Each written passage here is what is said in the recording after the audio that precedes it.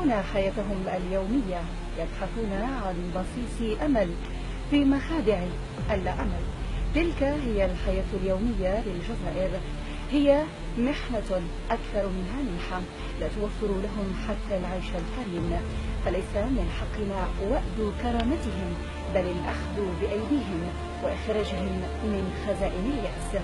اليوم أدعو الجميع إلى الجلوس على كراسي متحركة ولو لساعة من الزمن، ستدركون حتما حجم الرسائل المشفرة التي يبعثون لنا، التي يقدمونها لنا في الحياة.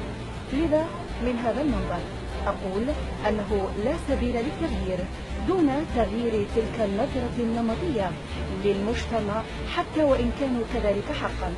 أنا أقول لهم اليوم: واصلوا تقديم الدروس لأناس أصحاء، لكن أفكارهم معقدة.